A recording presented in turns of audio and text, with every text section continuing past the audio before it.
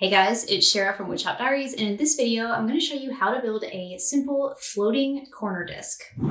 This is the perfect idea if you need a desk, but you only have a small space, or you could even put it in your entryway if you need a place to toss your keys, hand your mail. The great part about it floating is that you can pretty much install this any height that you want. So you can make it a sit-down desk or a standing desk, depending on what you need. I'll show you how I'm planning on using it later in the video, but for now, if you're ready to dive in and get building, let's go.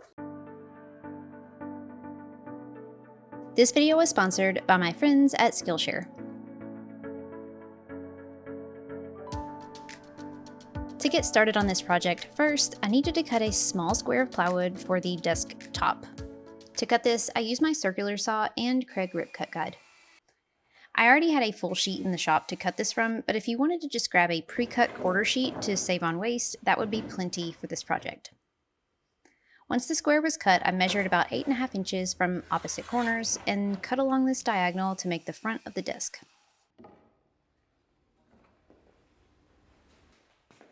Next, I grabbed a pine 1x8 board and I cut 2 pieces to fit along the back side of this desktop.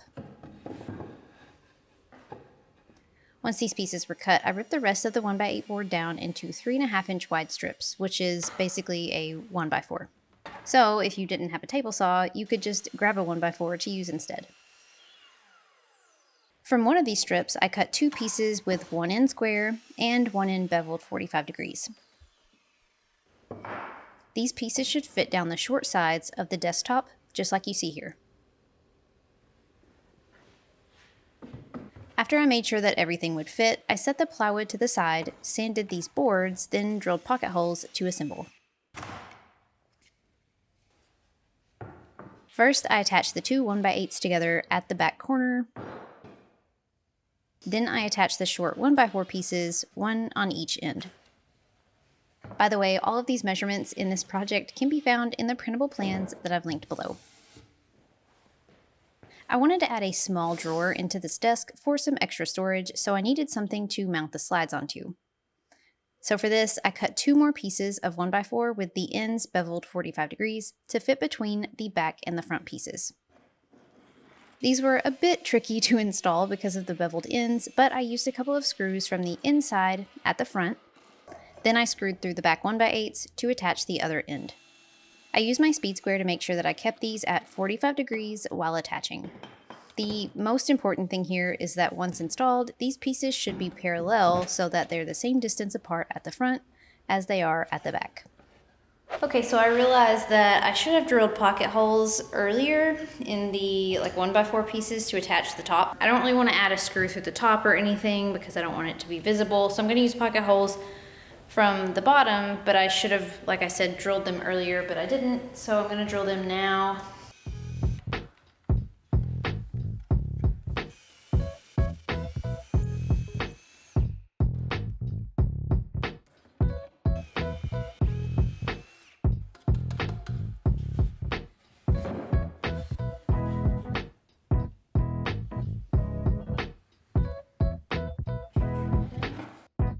I placed my plywood desktop into this frame and marked where it intersected the 1x4 pieces. That way I knew where to drill my pocket holes. Then I attached the desktop to the corner frame with pocket hole screws.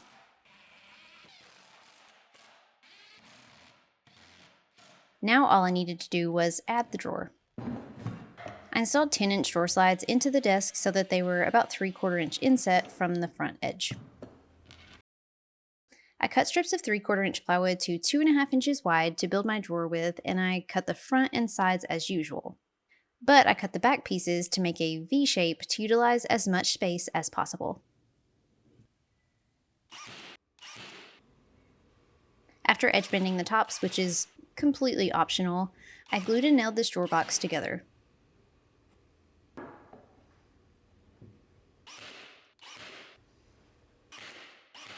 Then I traced the shape onto a piece of 1/4 inch plywood to cut for the bottom.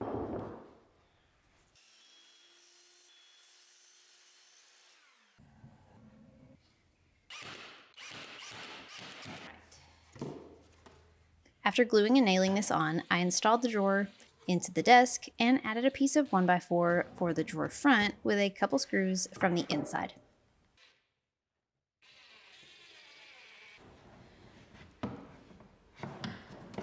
Now this piece was ready for stain. So before we install this, let me tell you why I built this desk. I recently bought my first violin and I needed a place to practice. Nothing big or fancy, just somewhere to put a music book or a laptop because I've been taking my violin classes on Skillshare. Skillshare is an online learning community with thousands of classes on a wide range of topics from graphic design and marketing to music, art, and more. I've used Skillshare in the past to help me with my business with classes on video editing and productivity, but lately I've been using it more to help me dive deeper into new and existing hobbies too. What I love about Skillshare is that I can take my classes on my own time and in my own home. When I have a few minutes, I can work through a lesson, and if I need to press pause and come back to it later, I can. I'm currently working through a great beginner violin class by Lesson Pros, but after that, I'm actually looking forward to taking some classes to improve my guitar skills as well. I love that I can search Skillshare and filter by skill level to quickly find classes that fit my needs and save them to take them whenever I'm ready. If you're looking to learn a new skill or improve an existing one, the first 500 people to use the link in my description will receive a 1-month free trial of Skillshare. Get started today. Okay, so now let's talk about why knowing how this desk will be used is important. This desk can be installed however high you'd like, depending on how you want to use it. A standard desk height with a normal chair is about 30 inches off the ground. But if you wanted to use it with a stool, you might want to go with more of a 36-inch tall desk. Or if you wanted a standing desk, you might consider something more like 42 inches off the ground. Since I'm planning to use this desk for practicing music, I opted to install it about 40 inches high, so I could use it with either a stool or standing up, depending on what I'm playing.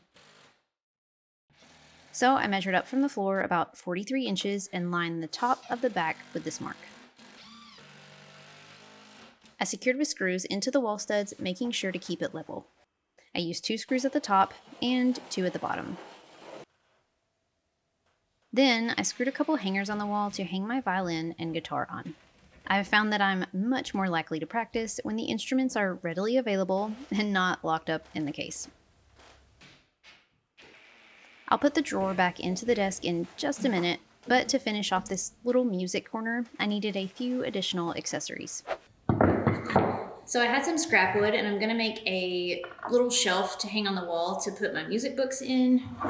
So here will be the bottom of the shelf, and like here will be the sides, and then this will be the back, which I'll use to screw to the wall studs, and then I'll just have a little dowel here in the front. Just super simple little shelf. I'm also going to make a music stand, which is, again, very simple.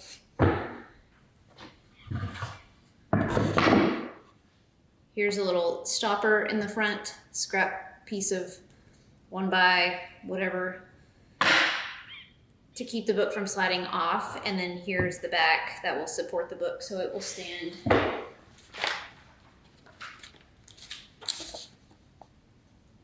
upright, just like this. Again, very, very simple. To make this simple bookshelf, first I drilled some small holes in the sides to install the dowel rod that will keep the books from falling out.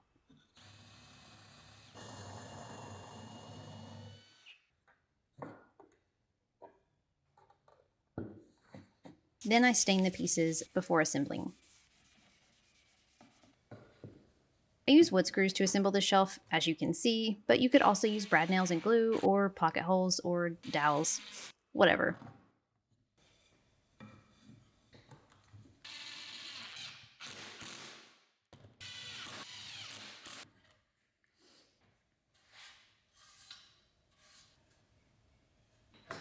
Then I also use wood screws to assemble a little music stand as well.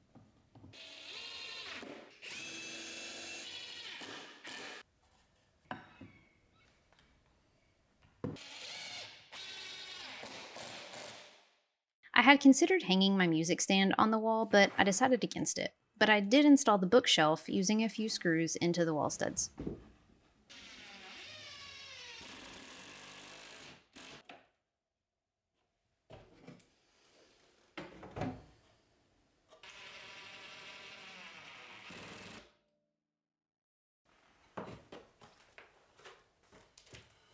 Then I finally put the drawer back in the desk to finish everything up.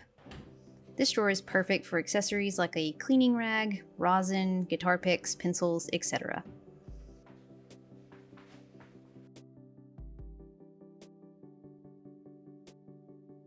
You could certainly make this desk without the drawer, but it's a really handy addition. And now this desk is ready for hours and hours of practice, or writing, or homework, or whatever else that you might need a small, simple desk for.